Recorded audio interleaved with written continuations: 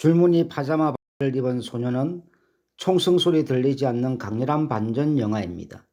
냉혹한 나치주의자의 무도함과 부도덕이 자신의 가장 소중한 존재마저 파멸시키는 결과를 통해서 전쟁과 폭력은 가해자와 피해자를 따로 나눌 수 없이 모두를 파멸시킨다는 강렬한 메시지를 전합니다. 줄무늬 파자마를 입은 너무나 해맑은 미소를 지닌 두 소년이 손을 꼭 잡고 어떤 상황인지로 모른 채 가스실에 갇히는 장면은 전쟁과 폭력의 야만성을 잘 보여줍니다. 나치 깃발이 걸린 광장, 꼬마의 4명이 비행기 나는 모양으로 팔을 펼치고 뛰어갑니다. 군복을 입은 군인들이 보이지만 자유롭고 평화로워 보입니다. 어느 곳에서는 군인들에 의해 사람들이 강제 연행되고 있습니다. 파티 준비가 한창인 대저택으로 소년 버르노가 들어갑니다. 뭐 하는 거예요? 축하 파티. 아빠가 진급하셨어. 높은 자리에 올라갔었어. 그래서 파티를 한단다. 계속 군인인 거 맞죠? 그래, 더 중요한 군인이 되셨지. 버르노의 아버지는 시골로 이사를 가게 됐다고 얘기합니다. 버르노는 친구들과 헤어지는 것을 아쉬워합니다. 버르노, 군인으로 살려면 이것저것 마음대로 선택하기보단 의무를 지켜야 해. 나라에서 어디 가라면 가야 한다. 물론 가족이 기쁘게 따라가 준다면 떠나는 군인의 발걸음이 훨씬 더 가볍겠지? 파티장에서 버르노의 아버지 랄프와 할아버지 할머니가 얘기를 나눕니다. 너가 아주 자랑스럽구나. 할머니가 말합니다. 어렸을 때 연극 의상 만들어줄 때 군복을 무척 좋아하고 동경했지. 여전히 우울한 기분이야? 이 군복의 의미를 알고서도? 어머니 파티잖아요. 우리 망치지 말죠. 내가 망친다고? 조심하세요. 공공연히 의견을 말했다간 곤욕을 치러요. 버르노의 부모님은 함께 춤추지만 할머니는 파티가 내키지 않는 표정입니다. 버르노는 파티장을 무표정으로 쳐다봅니다. 이사 가는 날 버르노가 마지막으로 친구들과 모여 놀고 작별 인사를 합니다. 차를 타고 떠나는 버르노를 친구들이 뒤따릅니다. 목적지로 가는 기차 안 버르노의 누나 그레텔이 기도합니다. 이제 잠자리에 들 저희를 지켜주심에 감사드리나이다. 이 밤 내내 지켜주시고 믿음을 가르쳐 주소서. 어린이와 병자와 가난한 자에게 더욱 축복을 내려주소서. 그리고 저희 가족을 보살펴 주소서. 예수님의 이름으로 기도합니다. 아멘. 아버지의 무표정한 모습과는 달리 어머니는 흐뭇한 표정을 짓습니다. 평화롭고 조용한 시골길을 지나 숙소에 도착합니다. 버르노는 숙소가 내키지 않는 표정입니다. 방 창문을 통해 멀리 숲속에 있는 건물을 버르노가 쳐다봅니다. 버르노는 자신이 본 건물을 농장으로 착각해서 엄마에게 농장 아이들과 놀겠다고 말합니다. 농장? 엄마 못 봤는데? 제 방에선 보여요. 아이들이 있다고? 꽤 있던데요. 같이 놀아도 되죠? 그럼 일단 어떤 애들인지 알아보고 그럴게요. 그런데 좀 이상해요. 애들이 이상해? 어떻게 이상한데? 때마침 채소를 가지고 들어온 노인을 보고 버르노가 말합니다. 이상하다고 했잖아요. 누가? 농부들이 파자마를 입고 다녀요. 엄마는 급히 버르노의 방을 살피러 나갑니다. 버르노가 아버지에게 묻습니다. 농부들이 왜 파자마를 입어요? 제 창문에서 보여요. 사실은 말이다. 그 사람들은 사람이라고 할 수도 없지. 아빠 일자리와 관계 있어요? 아빠는 우리 조국과 너한테 아주 중요한 일을 하고 있다는 것만 알면 돼. 더 좋은 세상에서 자랄 수 있도록 무척 애쓰고 있단다. 브루노의 엄마 엘자가 남편에게 말합니다. 멀리 떨어져 있다더니. 멀잖아. 창문에서 보일 줄 어떻게 알았겠어? 브루노가 막혀있는 창문을 봅니다. 혼자 게임을 하며 무료한 시간을 보냅니다. 혼자 마당을 돌며 놀다가 구석에 있는 문을 발견하고 그쪽으로 다가갑니다. 뒤뜰로 조심스럽게 걸어가는 버르노를 엄마가 봅니다. 뭐하니? 탐험요. 뒤뜰은 출입금지라고 말했잖아. 앞뜰을 탐험해. 전부 살펴봤어요. 그럼 다른 걸 해. 어떤 거요? 일단 들어와 같이 생각해보자. 하루하루가 지겨운 버르노. 누나 그레텔은 코틀러 중리와 친해지며 그의 영향을 받습니다.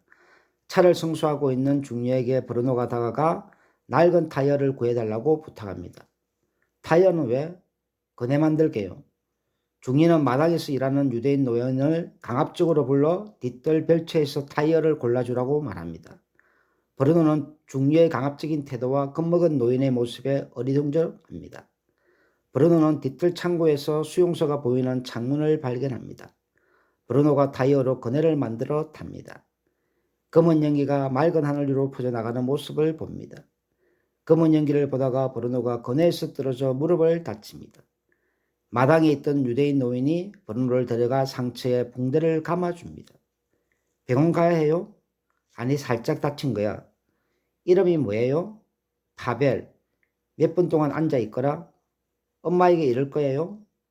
말 안 해도 아시겠지. 의사한테 데려가겠죠? 아닐 거다. 심하게 다치진 않았어. 어떻게 알아요? 의사가 아니잖아요. 난 의사거든. 거짓말, 감자나 깎으면서. 의사로 일했지, 여기 오기 전에. 엄마가 들어옵니다. 브루노 어쩌다 이랬어?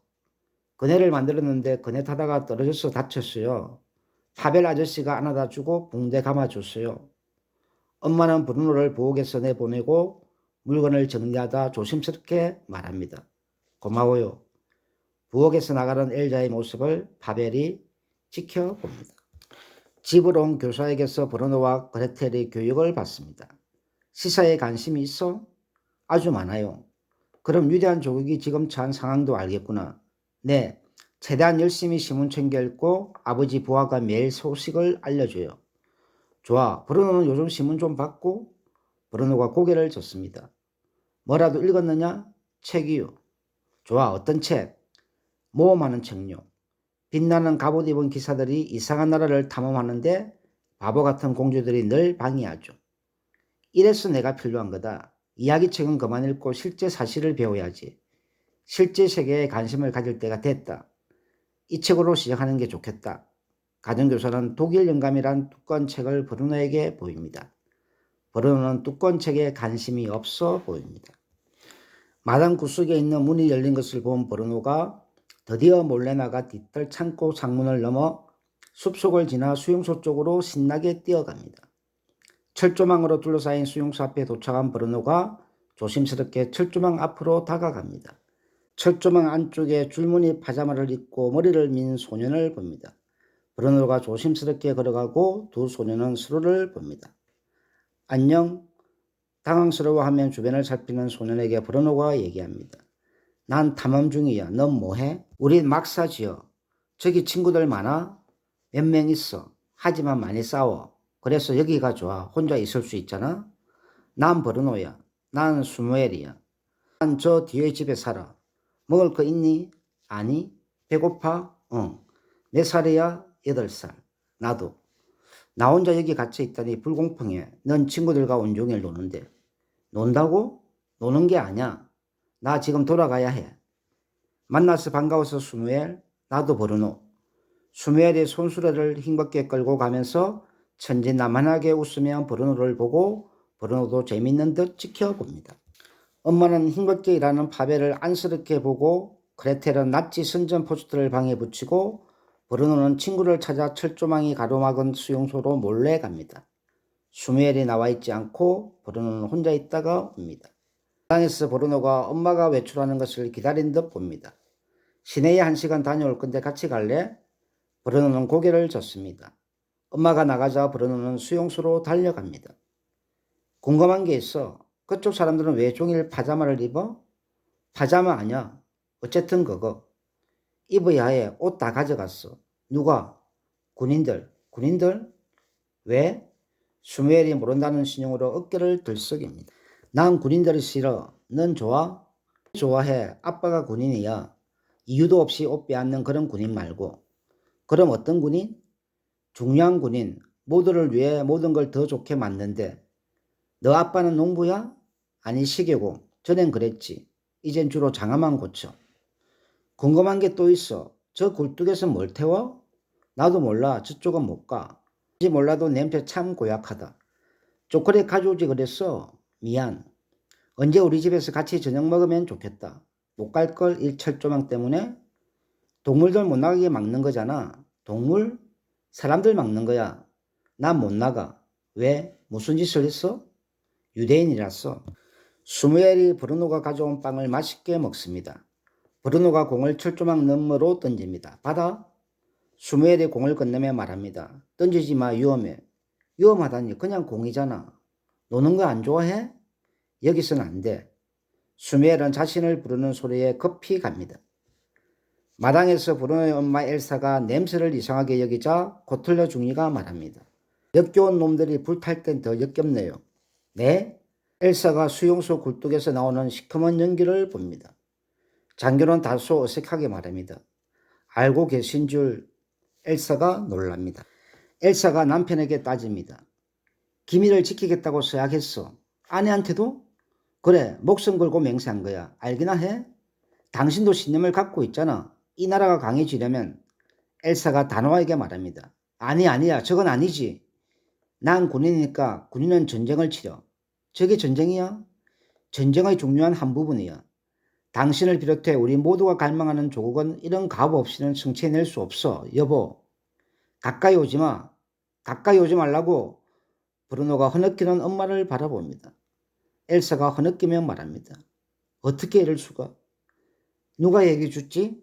할아버지와 가족, 중이가 함께 식사를 합니다. 브루노의 아버지 랄프가 중이를 째려봅니다. 할머니는 어떠세요? 몸이 좀 좋지가 않아. 너희들 보는 걸 기대했는데 아쉽게 됐구나. 정말로 병이 나서 못 온 거란다? 여기 오는 얘기를 몇 주 전부터 했는데. 그래서 병안이 나신 거죠. 얼마나 마음이 힘들었겠어요. 모두가 긴장합니다. 할아버지가 하재를 돌립니다. 내 아버지 말로는 가정교사가 온다며? 네, 좋은 분이에요. 하지만 모험책을 못 읽게요. 따분한 옛날 역사만 가르쳐요. 할아버지가 한마디 하마. 역사가 없었다면 우린 여기 앉아 있을 수 없어. 내 아버지가 지금 하는 일도 역사를 만드는 거란다.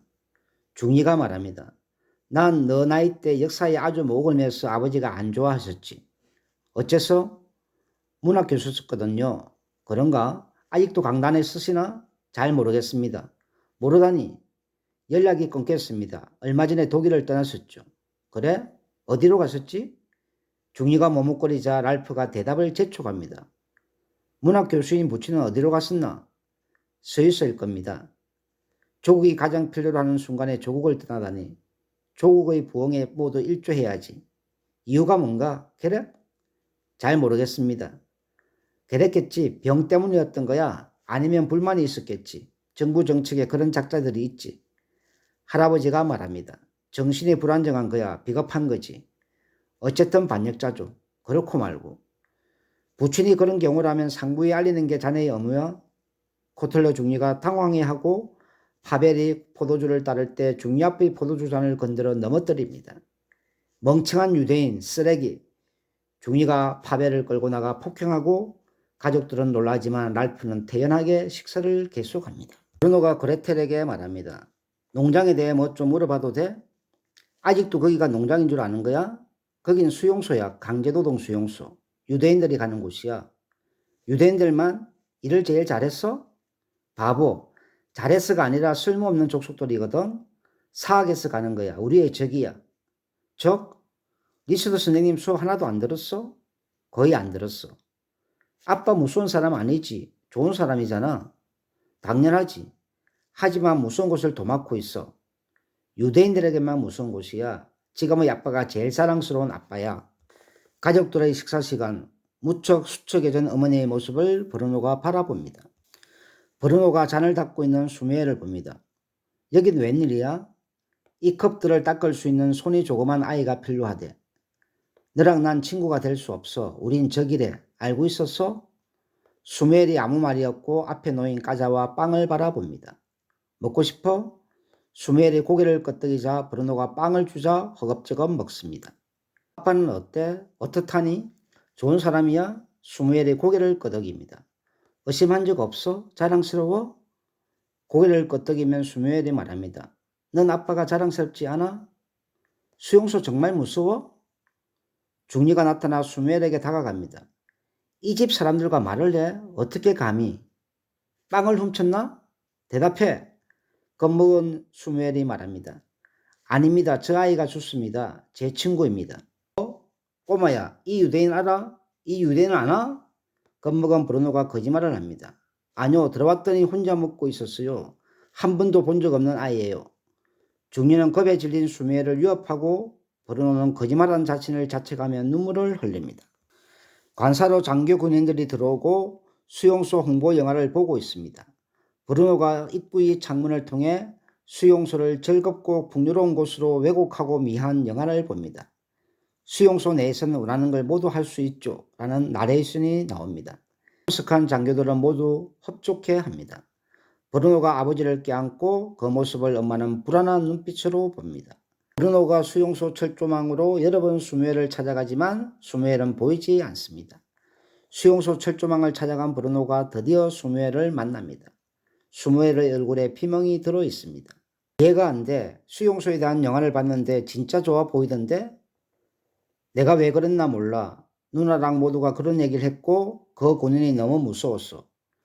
며칠 동안 찾아다녔는데 넌 없더라. 그래서 우린 이제 친구가 아닐 줄을 모른다고 생각했어.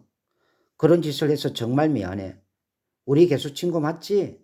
수무엘은 고개를 끄덕이고 손을 내밀고 둘은 악수합니다. 가족 식사 시간. 어머니는 무척이나 수척해 보이고 의욕이 없어 보입니다. 코틀러 중위님은 어디 갔어요? 전방으로 배치됐다. 그 젊음과 열정은 거기서 더 쓸모 있으니. 엘사가 비웃던 냉소적으로 말합니다. 사실은 부친이 당에 충성하지 않는 걸 상부에 알리지 않아 전출된 거란다. 의무를 어긴 거지. 부친이 아니라 모친이었으면 괜찮은가? 엄마 쪽은 보고하지 않아도 되는 모양이지? 아버지가 할머니가 돌아가셨다는 전화를 받습니다. 할머니의 장례식. 엘사가 할머니 시신 위에 놓인 낫지 문양을 보고 어머님은 저 표식을 원치 않으시오라며 표식을 치우려 하자 랄프가 엘사의 팔을 잡습니다. 브루노와 수무엘이 얘기를 나눕니다. 장례식 가봤어? 아니, 여기 오다가 할아버지와 할머니가 함께 돌아가셨는데 장례식은 못 치렀어. 너가 또 가버리면 싫어. 나도 싫어. 엘사가 정신이 나간 듯 타이어 그네를 타고 있고 랄프가 지켜봅니다. 부부싸움이 격해지고 브루노와 그레텔은 조마조마해 합니다. 계속 이렇게 살 수는 없어. 여기서 이런 일에 일조할 수는 없어. 문제가 될 거라고 생각 안 해? 집안도 제대로 못 다스리면서 어떻게 업무를 수행하겠어? 업무? 그게 업무야? 내가 괴물과 결혼했어. 친엄마조차도 못 품은 괴물. 랄프는 엘사의 뜻에 따라 아이들이 다른 곳으로 이사하는 데 동의하고 브루노는 또다시 친구 수무엘과 헤어지는 것을 아쉬워합니다. 내 엄마는 너희들이 어디 다른 곳에서 지내는 게 좋겠다는구나. 내 엄마는 여기가 너희들이 자라기에 알맞은 곳이 아니라고 하는구나. 나도 생각할수록 너 엄마 말이 옳은 것 같다. 브루노와 수무엘이 얘기합니다. 괜찮아? 아빠가 사라졌어. 어떤 사람들이랑 다른 일을 하러 갔는데 모두 안 돌아왔어.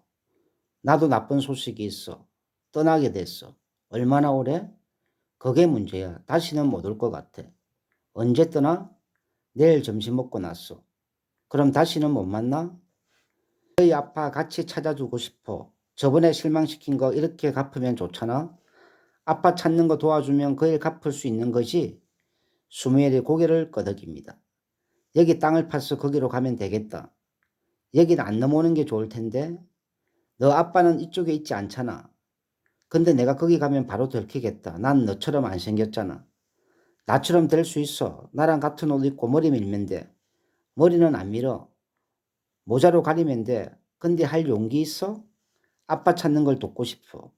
두 소녀는 다음날 보기로 약속하고 수무엘은 커피 갑니다. 밤이 지나 아침이 됩니다. 브루노는 엄마에게 거짓말을 하고 빵을 숨기고 삽을 들고 수용소 철조망을 향해 달려갑니다. 수무엘은 브루노가 입을 옷과 모자를 몸에 걸치고 나옵니다. 브루노는 땅을 파서 수용소로 들어가고 두 소녀는 함께 아빠를 찾아 막사로 갑니다. 너 아빠 찾으러 가자. 브루노는 영화에서 본 수용소와 전혀 다른 것을 보고 말합니다. 나 집에 가야 할까봐. 우리 아빠는? 브루노는 알았다면 막사에 함께 들어갑니다. 아무 관심도 의욕도 없이 시체처럼 늘어선 사람들 사이로 두 소년이 수무엘의 아빠를 찾아 들어갑니다. 그때 군인들이 나타나 막사 안의 사람들을 줄을 세워 어느 곳으로 끌고 갑니다. 한편 브루노가 안 보이자 엄마가 브루노를 찾고 마당 구석 뒷뜰로 가는 문이 열린 걸 보고 뒷뜰로 뛰어갑니다. 뒷뜰에 있는 창고 창문을 통해 브루노가 사라진 것을 확인하고 급히 찾아 나왔습니다. 급박해진 엄마는 남편에게 알리고 남편도 장병들을 동원해 브루노를 찾아 났습니다. 어른들 사이에 끼어 어디론가 걸어가는 두 소년. 지하시설로 들어갑니다. 브루노가 말합니다. 괜찮아. 비 그칠 때까지 기다리는 걸 거야. 오퍼스라는 군인들의 소리가 들리고 누군가 그냥 샤워한대라고 말하고 브루노와 스무엘도 옷을 벗습니다. 문이 닫히고 사람들의 절규가 들리는 사이로 두 소년은 손을 꼭 잡습니다. 수용소 철조망에서 브루노의 옷을 발견한 아버지는 수용소 안으로 뛰어들어가 브루노를 잡고 엄마도 철조망에 놓여있는 브루노의 옷을 봅니다. 모든 상황이 끝나고 아버지는 브루노를 외쳐 부르고 어머니는 브루노의 옷을 잡고 절규합니다. 지하시설에는 수많은 줄무늬 파자마가 걸려 있습니다.